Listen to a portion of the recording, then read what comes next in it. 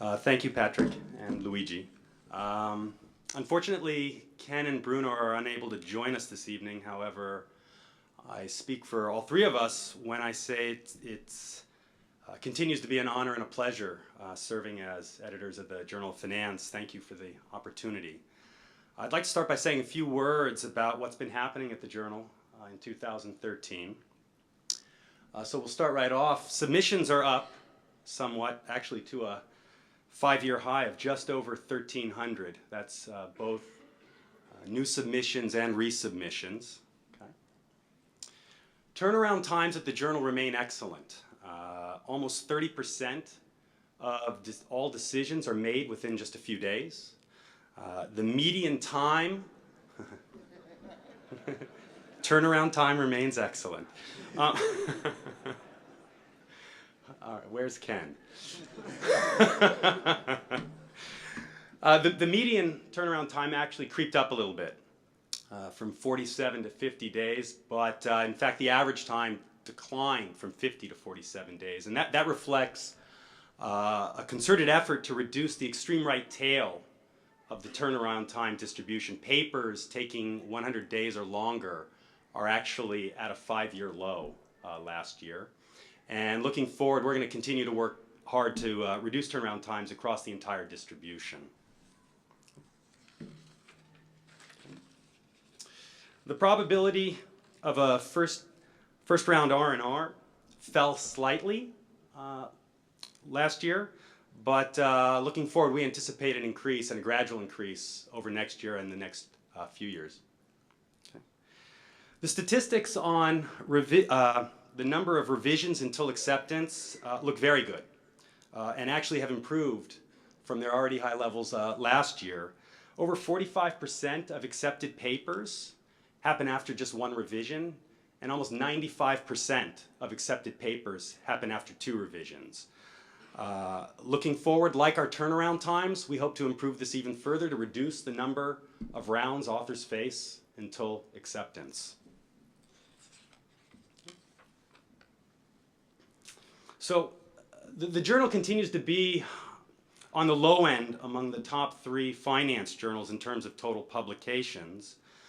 Nonetheless, 2013 saw a 10% increase in the number of published articles, and looking forward, we hope and anticipate that that number will grow slightly as well.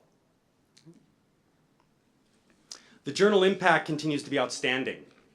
In terms of total citations, they're extremely high and up from last year. Okay. Among all economics and finance journals, Journal of Finance ranks number 3 in terms of total citations. Okay. Our 1-year impact factor is up from last year, as is our ranking from 4th to 3rd. Okay. Just behind the Journal of Economic Literature and QJE. Okay. The 5-year impact factor paints a very similar picture. Again, the Journal of Finance ranks 3rd among all economics and finance journals, just behind the JEL and QJE. Okay. So, as always, there are many people to thank, too many to thank given the limited amount of time we have here. But first and foremost, I want to thank my co-editors, Ken and Bruno, for making this editorship an extremely rewarding and frankly enjoyable experience for me. Secondly, I want to thank Wendy Washburn, our editorial assistant, who most everyone knows by name, and who does an enormous amount of work behind the scenes that helps towards the success of the journal. All of our referees, and especially our associate editors, who invest an enormous amount of time and energy so that we can provide hopefully valuable feedback in a timely manner. And then finally, I want to thank all of you, the authors, for your submissions and hopefully your continued submissions in the coming year. Thank you very much. And now what I'd like to do is turn to the prizes, the fun part of the ceremony. I'm going to give this to you. So if you can wait until I start saying the name before you forward. Okay? All right.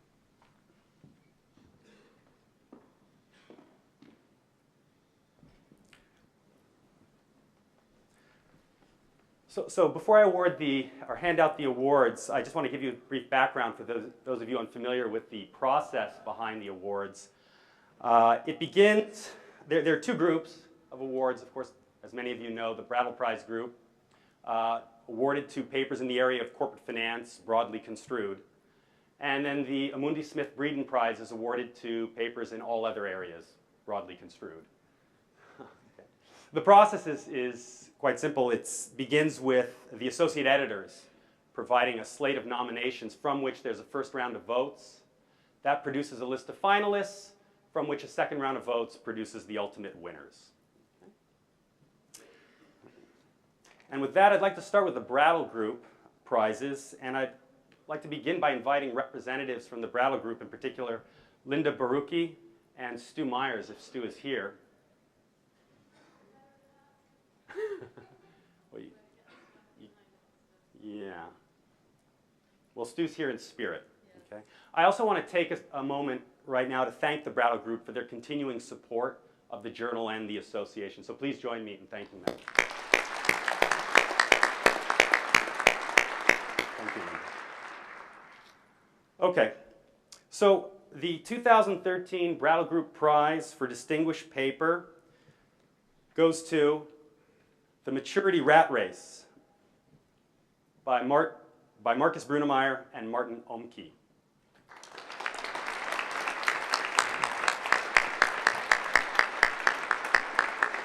Martin, congratulations. Congratulations. Marcus, congratulations. Thank you. Okay. The other 2013 Brattle Group Prize for Distinguished Paper goes to Taxes, Theft, and Firm Performance by Maxim Mironov.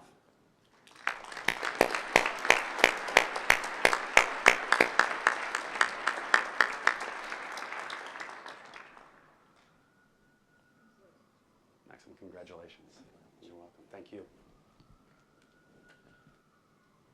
And the 2013 Brattle Group Prize for Best Paper goes to Risk Management and Firm Value, Evidence from Weather Derivatives by Francisco Perez Gonzalez and Haiyong Young.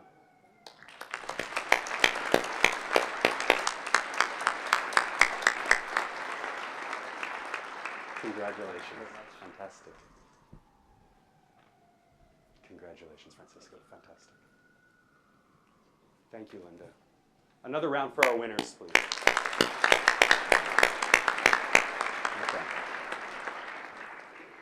Okay, so moving on to the Amundi Smith Breeden Prizes, I'd like to invite Doug Breeden to come and join us. And I'd also like to thank Doug as well as Amundi Smith Breeden for their continuing support of the journal and the association. Please join me in thanking them.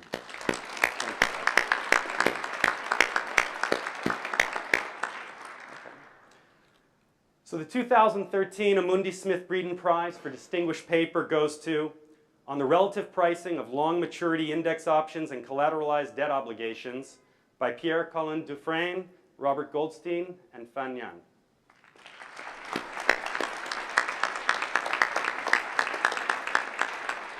Pierre, congratulations. Bravo.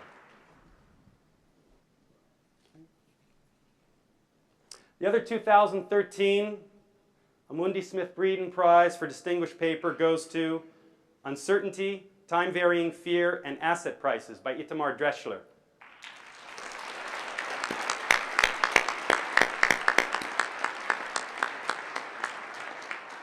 Congratulations, Itamar.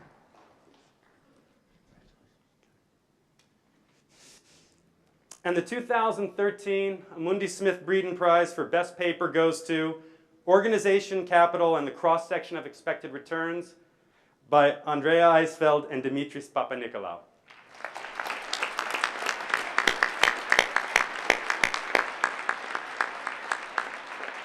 Hey, congratulations, Dimitri. Congratulations. Thank Fantastic. You You're welcome. Thank you so much. You're welcome. Okay. And another round for our winners. Thank you very much.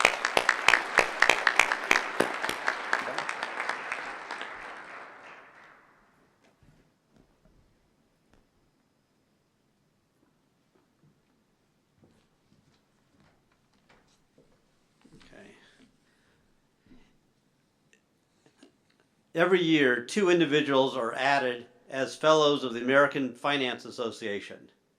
Okay, the president Rob Stambaugh will become a fellow of the American Finance Association, and in addition, the current fellows elect a new member.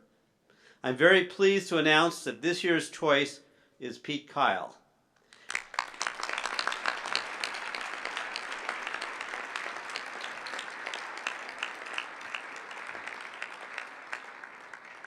As most of you know, Pete has made fundamental contributions to our understanding of equilibrium in financial markets with imperfections that arise from such things as asymmetric information and market power. And you also know that you really made it in this business when people start referring to your models without actually citing your papers. In finance, we have the Modigliani and Miller theorem, Sharpe-Listner-Mosine's CAPM, Steve Ross's APT, the Black-Scholes model, and of course the Kyle model. Please join me in congratulating Pete.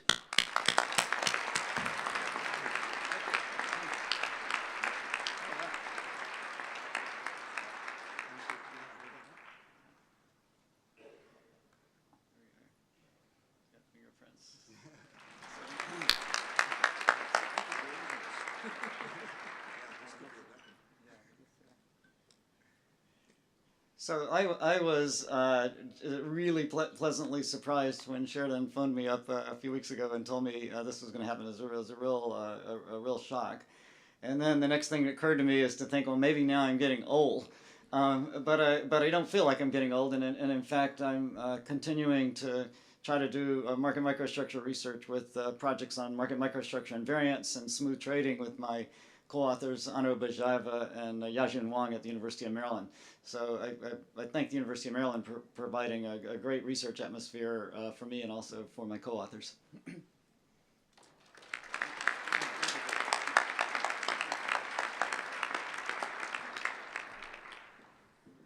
The Morgan Stanley AFA Award for Excellence in Finance is one of the most important honors awarded by the AFA. Before announcing the winner, who was selected by a committee that included myself as the chair, Michael Breton, Bruno Baye, Patrick Bolton, and Ulrike Malmendier, I'd like to invite Peter Carr from Morgan Stanley to join me in announcing the winner.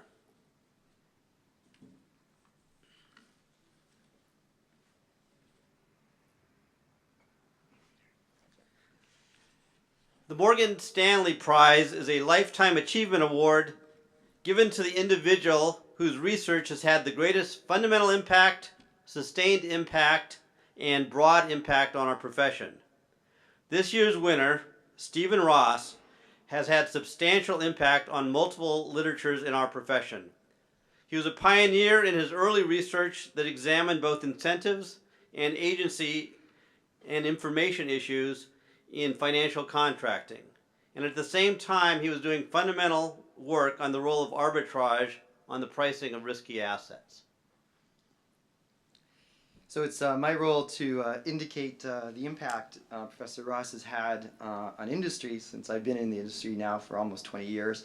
And so I thought I'd start by pulling up the wiki entry on him. There's another Stephen Ross who actually comes up first, I'm afraid to say, but not in finance.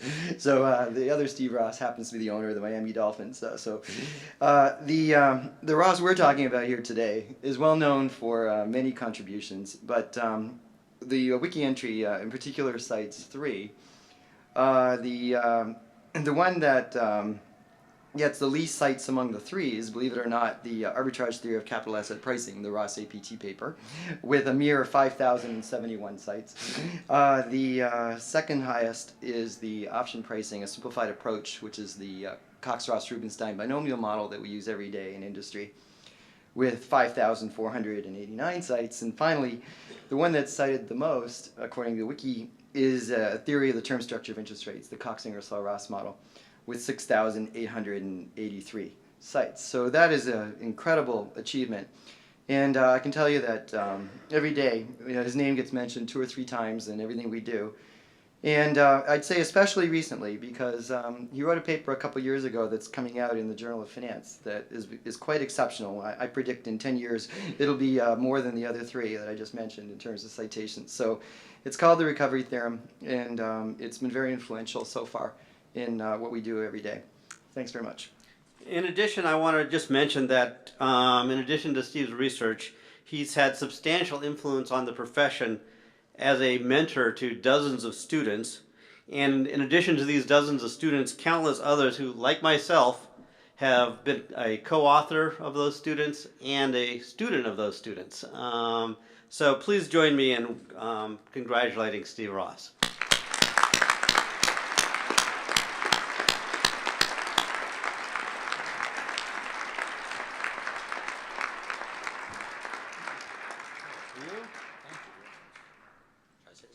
Say something. Well, I was surprised by Sheridan as well.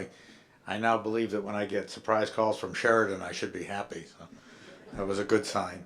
This is a particularly meaningful award to me for a lot of different reasons, but perhaps the most is that I have such respect for the people who choose it. And the two groups that I have respect for are, of course, the committee that chose it and the academic profession that I've been a part of for so long. And like Pete, I don't think I'm done, but it's sort of nice to get some recognition like this. It's really quite wonderful. And the other thing is, I have enormous respect for what goes on in financial economics in the street now. Street broadly defined as the financial institutions. So I remember about 20 years ago, I once said to some folks in an investment bank that by taking all our students, they were eating their seed corn. And the wonderful thing about this award is that it comes from a group that isn't. So Morgan Stanley is actually giving back to the profession in some very nice ways. So, one interesting feature of this award is that I don't get to keep the money. So I get to pass it out. And I've chosen to pass it out to FARFI, which is the Foundation for the Advancement of Financial Research and Economics that was founded by a bunch of quite distinguished young economists and finance people, and to Caltech, which will start a financial economics group soon. So I'm really quite pleased with both of those things. So thank you again. Thank all of you.